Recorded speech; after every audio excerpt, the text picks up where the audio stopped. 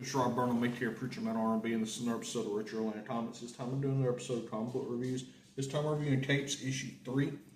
And this is a Robert Kirkman comic, the creator of Invincible, and we're about to delve into this. Some of these parts I'm not going to really be able to show because it's kind of gory, and I don't want to get flagged or whatever. But what I can show you, I will show you.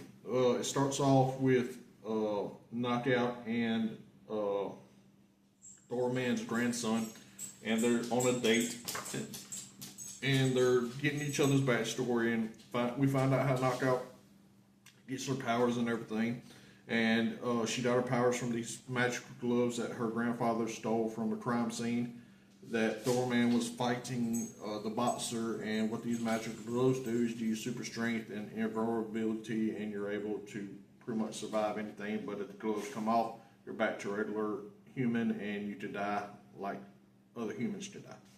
Well, what happens is we see this character in this red, white, and blue costume, and we really don't get his name in this issue, so I'm not real sure who this character is supposed to be.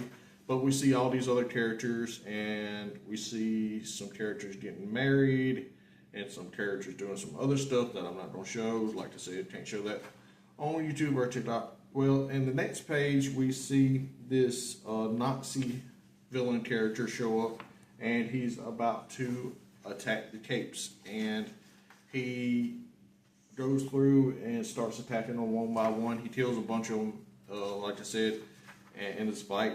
And we see the fight start. I don't want to show that because that's the stuff I can't show, but fight starts. It gets kind of gruesome and gory. People get their bodies torn to pieces and stuff. And the Capes are trying to win this fight. And then we find out that one of the Capes, Big Brain, actually has his powers because the other Capes thought he was losing his powers. And Big Brain's been a part behind this Nazi situation this whole time.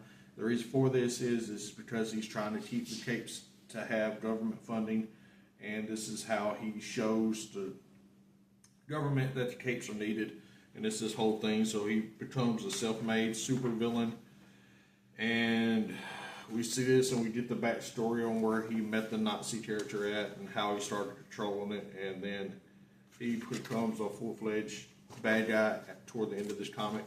And then goes to a couple months later, the Capes are rebuilding their base or whatever, and still healing from the attack that happened, and they have a new boss that we see at the end of the comic. And other than that, that's all that really happened.